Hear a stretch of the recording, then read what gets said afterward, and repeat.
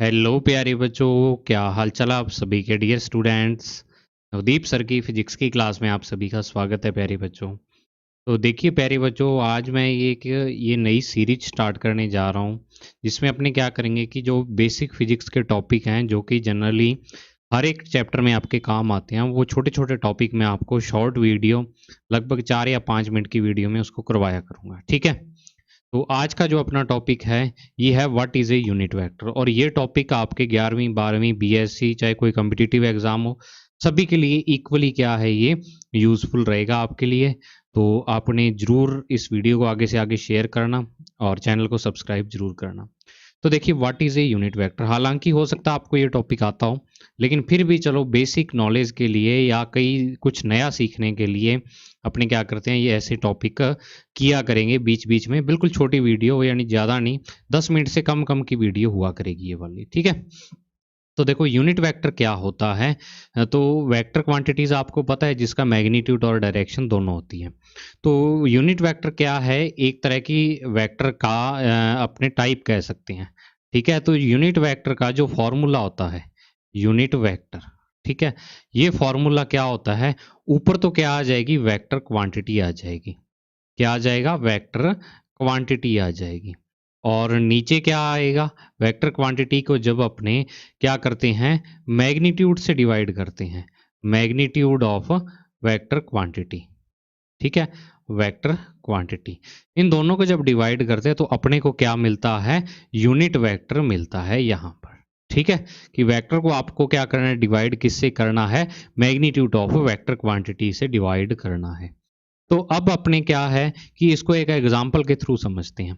Example के through समझने के लिए आप देखो, यहाँ पर मैं एक एक्सिस बना रहा हूँ, जैसे, क्योंकि वेक्टर क्वांटिटी समझनी है, तो ये एक मैंने क्या बना लिया, एक्सिस बना लिया। और यहाँ पर क्या है, एक ऑब्जेक्ट पड़ा हुआ है। ठीक है ना। यहाँ पर क्या है, एक ऑब्जेक्ट पड़ा हुआ है, एक वस्तु पड़ी हुई है। इस ऑब्जेक्ट पर मैंने कहा कि इस डायरेक्शन में 8 न्यूटन का बल काम कर रहा है, 8 न्यूटन का। ये एक्स डायरेक्शन है, ये वाई है, और अगर आप जेड बनाना चाहो तो ऐसे यहाँ पर क्या आ जाएगी, जेड डायरेक्शन आ जाएगी। ठीक है। तो अब अगर मैं 8 न्यूटन का बल, आपका 8 न्यूटन का फोर्स कहाँ, कौन सी डायरेक्शन में लग रहा है, एक्स डायरेक्शन में लग रहा है। यहाँ पर एग्जाम्पल करते हैं अगर अपने, कि एक 8 न्यूटन का बल, 8 न्यूटन का फोर्स एक्स दिशा में लग रहा है, एक्स दिशा में कार्यरत है, एक्स डायरेक्शन में क्या है, ये लग रहा है, एक्स दिशा में कार्यरत है। तो अब अपने इसको अगर लिखना हो बल को, तो एफ वेक्टर मैं यहाँ पर ये लिख सकता हूँ। देखो F vector is equal to, क्या लिखूंगा यहाँ पर, 8, और साथ में लगाऊंगा आई कैप, और साथ में न्यूटन।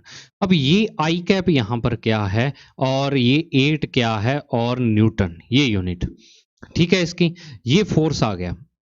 तो 8 जो यहां पर है, 8, 8 को तो अपने बोल देते हैं इसका मैग्नीट्यूड वेक्टर का। ठीक है। मैग्नीट्यूड बोल देते हैं। और आई कैप यहां पर क्या है, इसकी डायरेक्शन है। आई कैप क्या है, डायरेक्शन है। और इस आई कैप को ही अपने क्या बोलेंगे, डायरेक्शन जो दिखाता है वो यूनिट वेक्टर दिखाता है। आई कैप क्या है, यूनिट वेक्टर, इसकी डायरेक्शन को दिखाता है। और न्यूटन यहां पर क्या है, इसकी यूनिट है। ठीक है। यूनिट मतलब इसका मात्रक है, ये तो आपको पता होगा मात्रक। तो एक चीज आपको पता लग गई। तो अपने यहां पर ये कह सकते हैं कि जो यूनिट वेक्टर होता है वो डायरेक्शन को दिखाता है। अब आप देखो कि अगर मैं इसका यूनिट वेक्टर निकालूं, इस एफ वेक्टर का अगर मैं यूनिट वेक्टर निकालूं, तो यूनिट वेक्टर, ठीक है, यूनिट वेक्टर अगर एफ का निकालना चाहूं तो ऊपर क्या आएगा, वेक्टर क्वांटिटी आएगी। तो ऊपर आ जाएगा 8 आई कैप, और नीचे क्या आएगा, इसका magnitude, magnitude of vector quantity. तो नीचे आ जाएगा 8, तो 8 से 8 कैंसिल, तो ये बच गया यहाँ पर आई कैप ओनली। और ये आई कैप यहाँ पर क्या है, यूनिट वेक्टर है। तो आपको एक बात हमेशा याद रखनी है कि जो यूनिट वेक्टर है, unit vector always shows direction, always shows direction. ठीक है। जो अपने को यूनिट वेक्टर किसके बारे में बताता है, डायरेक्शन के बारे में बताता है, कि कौन सी डायरेक्शन में है वो आपकी वेक्टर क्वांटिटी है, वेक्टर क्वांटिटी की डायरेक्शन क्या है। ठीक है।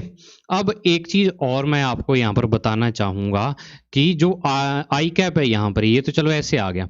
अब अगर एक और एग्जांपल मैं यहाँ पर लूँ, जैसे कि मैं यहाँ पर एक एग्जांपल लेता हूँ, ये लाइन लगा दी, और जैसे मैं यहाँ पर कोई फोर्स है आपका, वो तीनों डायरेक्शन में लग रहा है, जैसे 2i cap plus 3j cap और माइनस में 4k कैप, ऐसे लग रहा है। तो इसका क्या है, अगर आपको यूनिट वेक्टर निकालने को कह दें, इसका क्या निकालना है आपको, यूनिट वेक्टर निकालना है, तो आप ऊपर तो क्या लिखोगे, 2i cap plus 3j cap minus 4k cap, ये आ जाएगा, और नीचे इसका क्या आ जाएगा, मैग्नीट्यूड। और इस प्रकार के वेक्टर का मैग्नीट्यूड कैसे निकालते हैं, 2 का स्क्वायर, 3 का स्क्वायर और प्लस में -4 का क्या आ जाएगा, स्क्वायर आ जाएगा यहाँ पर। तो अगर मैं इसको सॉल्व करूंगा तो क्या बनेगा, ये 2i cap plus 3j cap और माइनस में 4k कैप आ जाएगा, और अपॉन में यहाँ पर बच्चों क्या आ जाएगा आपके पास, 4 और 9 13 और 16 कितने आ जाएंगे, 29 आ जाएंगे। ठीक है, 13 और 16 √29। तो ये यूनिट वेक्टर है। अब एक्चुअल में यूनिट वेक्टर बच्चों है क्या, एक्चुअल में यूनिट वेक्टर है क्या, कि ये एक्चुअल में यूनिट वेक्टर अपने को ये बताता है कि जैसे मान लो आपके पास कोई लेंथ है, जैसे ये पॉइंट है, और ये पॉइंट यहाँ पर ओरिजिन, इस ओ ओरिजिन से ये वाला पॉइंट आपका ऐसे यहाँ पर है, ठीक है। और ये अपने को या आप ऐसे मान लो, एक सिंपल तरीके से आपको बताता हूँ, ये तो चलो थोड़ा सा कॉम्प्लिकेटेड हो जाएगा, एक सिंपल यानी एग्जांपल से इसको समझते हैं। जैसे कि एक्स डायरेक्शन है, ये वाली आपकी एक्स डायरेक्शन में यहाँ पर पॉइंट है एक, और इसकी जो यहाँ से डिस्टेंस है 5 मीटर है, ठीक है। तो इसको आप क्या लिखोगे, 5i कैप और साथ में मीटर लिख दोगे, अगर वेक्टर फॉर्म में लिखोगे तो ये डिस्प्लेसमेंट है कोई, ठीक है।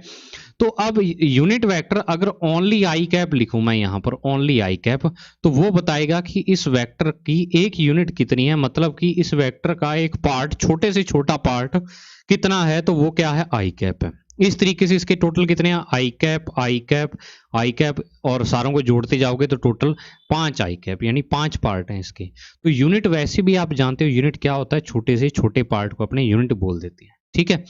तो वो छोटे से छोटा पार्ट जो क्या करता है, एक वेक्टर की डायरेक्शन को बताता है, उसको अपने क्या बोल देते हैं, यूनिट वेक्टर बोल देते हैं। समझ आई बात। अब एक चीज और आपको मैं यहाँ पर बताना चाहूंगा, देखो कि अगर मान लो आपके पास एक एक्सिस इस प्रकार से है, ठीक है, जैसे ये आपको एक्सिस दिए हुए हैं, एक्स वाई एक्स वाई, ये जेड एक्सिस लेते हैं अपने जनरली, ये एक्स एक्सिस और ये वाई एक्सिस, ठीक है। एक एक्सिस आपको और दिया हुआ है यहाँ पर ऐसे, ये फ्रेम ऑफ रेफरेंस दिया हुआ है, और एक आप ये बोल सकते हो, ठीक है। इसका है X dash Y dash Z dash. वैसे बीएससी में है, लेकिन 11वीं क्लास में भी ये टॉपिक थोड़ा सा आता है। तो अब आप एक चीज देखो यहाँ पर, जो ये एक्स वाई और जेड है, एक्स वाई और जेड, ये वाले एक्सिस हैं, इसका अपने जनरली यूनिट वेक्टर क्या मानते हैं, एक्स एक्सिस का आई कैप, वाई का जे कैप, जेड का क्या मानते हैं, के कैप मानते हैं, ठीक है। ये सिंबल्स दिए हुए हैं अपने।